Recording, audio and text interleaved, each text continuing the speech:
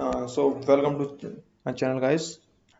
Today we are going to discuss this problem of the day GFG solution. So we had opened the problem. So this is a easy problem, as you can see. So we are going to read the description of the problem. So we are given array of distinct integers.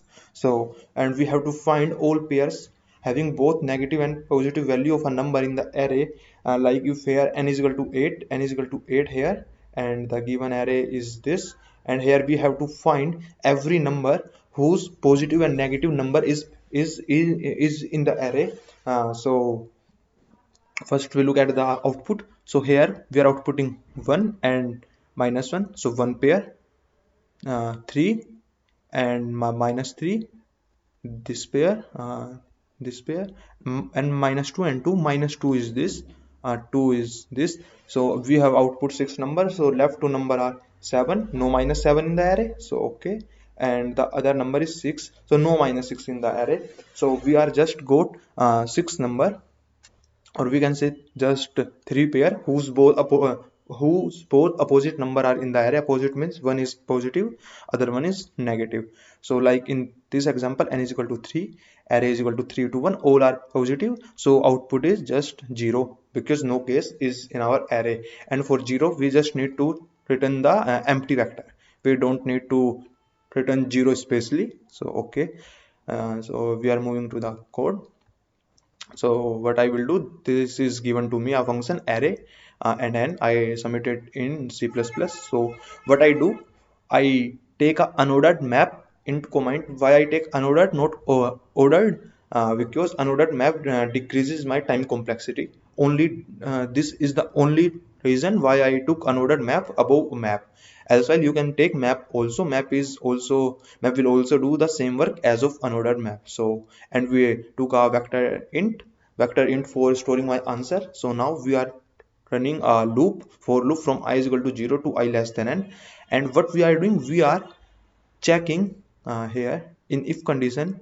We are checking if if we have the negative of our current number, like here if we have 1 initially, then -1 into 1, m1 greater than 0, it will be false because we don't have 1 in our map. So if this condition is false, what we do, what we increment that number in our map. So like here m1 plus plus, like m3 we don't have -3 yet in the map. So this, now we got -6, no -6 in the map. So we got -2, no +2 in the map. If here is -2, then by multiplying -1, then here by multiplying -1 into -2, -1 into -2 will become 2. So m2 is equal to 0 as of now. So we iterate this much array. Now we go to -1, and if we multiply -1 into 1, -1 into 1, then m1 should be greater than or equal greater than 0. Yes, we have 1 m1. So what we did, we take the absolute value of ARRI here. We take the absolute value of ARRI because we have to put in order. Negative value should be come first, then positive, then negative, then positive. You can see it here. First negative, then positive. So this is the approach. So what I do, I take absolute value, then I push back negative value first, then I push back x, that means positive value. And what I did, i decrease i decrease the I decrease the count of negative value of that number. Or else, while if we don't found any number, then we just increment this, and we have to just return the vector we are at last. So I just show you the output. You can see. But what if I don't took it as I don't took the absolute value? What will happen?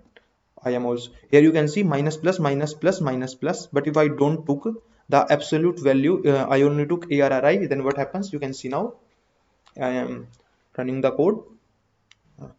You can see here, first come first, then -1, because we found the negative value after the positive value. So this will consider as our wrong answer, because how we have to output, we have to first output the negative, then positive, but here we are first outputting positive, then negative, positive, negative. This is correct because here we found the negative value first, then positive. But in 1 and the in the case of 1 and 3, we found positive value first, then negative. Like for same for 3, positive first, negative second. So we just took absolute value here.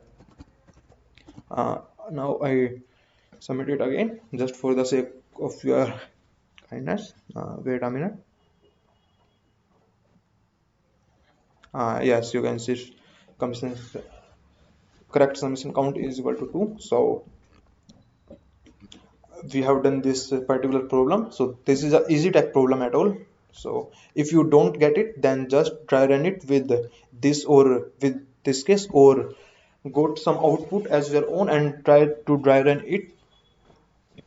So thank you for posing this lecture, guys. If you like it, then please subscribe my channel, because here in future you will got some amazing content, coding related content, basically like lead code daily solution, GFG daily solution, CodeSap coding, CodeSap and Code Forces question submission also, submission, sorry, answer also after the contest.